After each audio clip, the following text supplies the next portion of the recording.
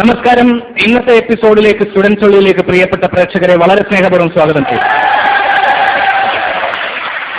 North പരവൂരിൽ Matha college of technology ക്യാമ്പസിലാണ്. ഈ ക്യാമ്പസിലെ സുന്ദരന്മാരും സുന്ദരികളുമാണ് എനിക്ക് ചുറ്റും ഇപ്പോൾ ഉള്ളത്.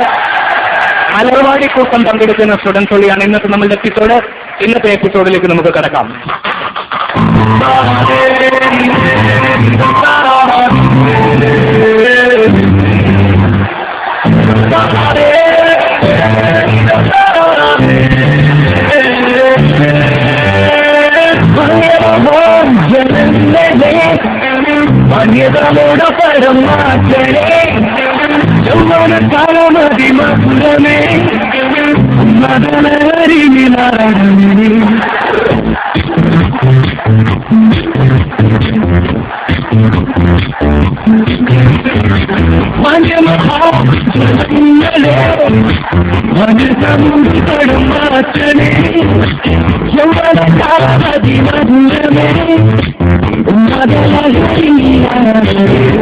ഈ സ്റ്റുഡൻസ് ഉള്ളി നമ്മൾ സ്ഥിരം കാണുന്നൊരു പരിപാടിയാണ്.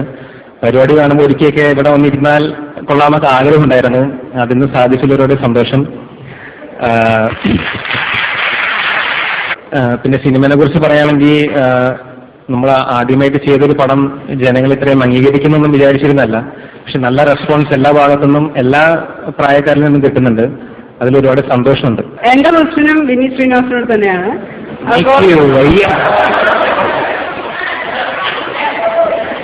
സാധാരണയായി നമ്മൾ ഒരു പുതിയതായിട്ടൊരു കാര്യം ചെയ്യുമ്പോൾ മറ്റുള്ളവർ പല അഭിപ്രായങ്ങൾ പറയും അതിനെപ്പറ്റി.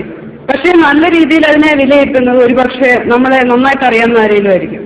അപ്പം വിനീത് ശ്രീനിവാസൻ എന്നൊരു വ്യക്തിയെ നമ്മൾ എടുക്കുകയാണെങ്കിൽ, താങ്കളുടെ അമ്മ ശ്രീനിവാസൻ സാറിന്റെ ചിത്രങ്ങൾ മൊത്തം കണ്ടിട്ടുണ്ട്, അതിനെ വിലയിരുത്തുകയും ചെയ്യുന്ന ഒരാളാവാം. അപ്പൊ തീർച്ചയായും സ്വന്തം മകൻ ആദ്യമായിട്ട് ചെയ്ത ഈ ചിത്രം കാണാതിരിക്കുകയില്ല. അങ്ങനെയാണെങ്കിൽ ഈ ചിത്രം കണ്ടിട്ട് അമ്മ എന്താണ് അച്ഛനോട് പറഞ്ഞത്?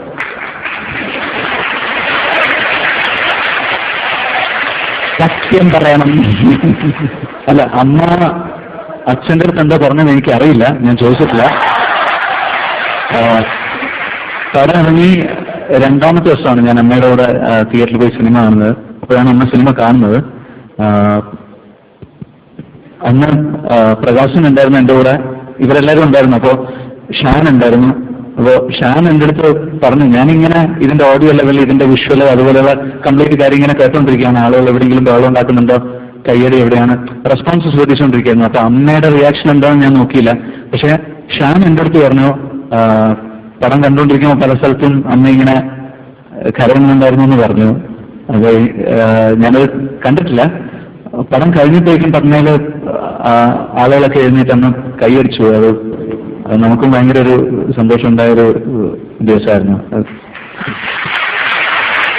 അമ്മയുടെ അഭിപ്രായം ചോദിച്ചായിരുന്നോ? ചോദിച്ചു. അതായത് നമുക്ക് പല കാര്യങ്ങളിലും അതിന്റെ ആവേശം മനസ്സിലാവും. ഇപ്പോ ഇന്നലെ പ്രകാശനും പിന്നെ ഇവരെല്ലാരും കൂടിയിട്ട് വീട്ടിൽ വന്നായിരുന്നു.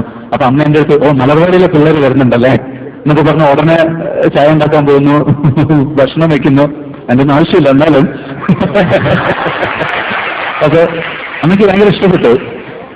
ഇവരെല്ലാവരും ഇഷ്ടപ്പെട്ടു, സിനിമയും ഇഷ്ടപ്പെട്ടു. എനിക്ക് ചോദിക്കാനുള്ളതും വിനീത് ശ്രീനിവാസനോട് തന്നെയാണ്. മലർവാടി ആർട്സ് ക്ലബ് ഒരു വിനീത് ശ്രീനിവാസൻ ചിത്രം, അതിന്റെ പ്രീ പ്രൊഡക്ഷൻ തൊട്ട് അതിന്റെ പബ്ലിസിറ്റിയും കാര്യങ്ങളും ആ ഒരു നിലയ്ക്കാണ് പോകുന്നത്. സാധാരണ ഒരു സിനിമ ഇറങ്ങുമ്പോൾ നമ്മളൊരു മമ്മൂട്ടി ചിത്രം, ഒരു മോഹൻലാൽ ചിത്രം, അങ്ങനെ ഒരു ആക്ടർ ഓറിയന്റഡ് ആയിട്ടാണ് അതിന്റെ പബ്ലിസിറ്റി മൂവ് ചെയ്യുന്നത്. ഇതിനകത്താണെങ്കിൽ ഉള്ള ലീഡ് ക്യാരക്ടേഴ്സ് പുതുമുഖങ്ങളാണ് താനും താങ്കൾ അതിൽ അഭിനയിച്ചിട്ടുമില്ല. വിനീത് ശ്രീനിവാസൻ എന്ന ഒരാളെ, ഒരു വ്യക്തിയെ നമ്മളൊരു ഗായകൻ എന്ന രീതിയിലും അഭിനേതാവ് എന്ന രീതിയിലും നെഞ്ചോട് ചേർത്ത് പിടിച്ചിട്ടുള്ളതാണ്. അപ്പോൾ താങ്കളുടെ ആ ഒരു ഇമേജ് മാക്സിമം എക്സ്പ്ലോയിറ്റ് ചെയ്തുകൊണ്ട്, ഒരു പുതിയ ട്രെൻഡ് സെറ്റ് ചെയ്തുകൊണ്ട്, ഒരു സംവിധായകന്റെ ആദ്യ സിനിമ തന്നെ സ്വന്തം പേരിൽ അറിയപ്പെടുക എന്നൊരു പുതിയ ട്രെൻഡ് സെറ്റ് ചെയ്തുകൊണ്ട് താങ്കളുടെ ആ ഒരു ഇമേജ് മാക്സിമം എക്സ്പ്ലോയിറ്റ് ചെയ്തുകൊണ്ട് ഒരു സംവിധായകൻ എന്ന രീതിയിൽ എസ്റ്റാബ്ലിഷ് ചെയ്യാനാണ് താങ്കൾ ആഗ്രഹിച്ചത്. അതായത് താങ്കളുടെ ലക്ഷ്യം. എനിക്ക് ചോദ്യം വളരെ ഇഷ്ടപ്പെട്ടു. ഇവിടെ മലയാളത്തിൽ പൊതുവെ ഉള്ളൊരു കാര്യം എന്ന് പറയുന്നത് നമ്മളെല്ലാവരും പണ്ടുതൊട്ടേ മോഹൻലാലിന്റെ അല്ലെങ്കിൽ മമ്മൂട്ടിയുടെ സിനിമ എന്ന് പറഞ്ഞിട്ട് തിയേറ്ററിൽ പോകുന്ന ആളുകളാണ്. ഓക്കെ, നമുക്ക് എപ്പോഴും നമുക്ക് ഇഷ്ടപ്പെട്ട താരങ്ങളുണ്ടാവും. പക്ഷേ ഡയറക്ടേഴ്സിന്റെ പേരെടുത്ത് തന്നെ ഇപ്പോ ലാൽ ജോസ് അങ്ങനെ ചില എണ്ണപ്പെട്ട ചില ഡയറക്ടേഴ്സ് ഉണ്ട്. അവരുടെ സിനിമയ്ക്കാണ് കൂടുതൽ ഇനിഷ്യൽ ഉണ്ടാവുന്നത്. ഞാൻ അതിന്റെ ഒരു ബിസിനസ് സൈഡ് പറയുകയാണ്. അപ്പൊ തമിഴില് ശരിക്കും പറഞ്ഞു കഴിഞ്ഞാല് അവിടെ ഒരു സിനിമ റിലീസാകുന്ന സമയത്ത് സംവിധായകന്റെ പേര് നോക്കിയിട്ടാണ് ആളുകൾ സിനിമയ്ക്ക് പോകുന്നത്. സെൽവരാഘവൻ, വെങ്കട് പ്രഭു, പിന്നെ ശശികുമാർ, സമുദ്രകനി, ഗൗതം മേനോൻ. അപ്പൊ ഇവരുടെയൊക്കെ സിനിമയെ വിശ്വസിച്ചുകൊണ്ടാണ് അവിടെ ആളുകൾ പോകുന്നത്. അപ്പൊ ഈ രീതിയിലുള്ള ഒരു മാറ്റം മലയാളത്തിൽ ഉണ്ടാവണമെന്ന് നമ്മൾ തീർച്ചയായിട്ടും ആഗ്രഹിക്കുന്നുണ്ട്. നമ്മൾ സിനിമ കാണാൻ പോകുമ്പോൾ ഇത് ലാൽ ജോസിന്റെ സിനിമയാണ്, ഇത് റോഷൻ ആൻഡ്രൂസിന്റെ സിനിമയാണ്, ഇത് ആഷി കപൂറിന്റെ സിനിമയാണ്, ഇത് അമൽ നീരദിന്റെ സിനിമയാണ്. ആ രീതിയിൽ ഡയറക്ടേഴ്സിന്റെ സിനിമ കാണാൻ വേണ്ടി ജനങ്ങൾ തിയേറ്ററിൽ പോകുന്ന ഒരു കാലം വരികയാണെങ്കിൽ തീർച്ചയായിട്ടും സംവിധായകർക്ക് ആ രീതിയിലുള്ള ഉത്തരവാദിത്വം ഉണ്ടാവും.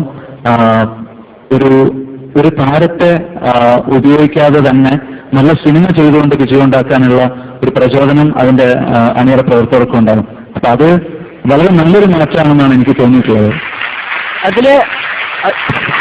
അതിൽ താങ്കൾ എത്ര പെർസെന്റ് സക്സസ്ഫുൾ ആയെന്ന് തോന്നുന്നു? അത് നിങ്ങളാണ് പറയേണ്ടത്. ഓക്കെ.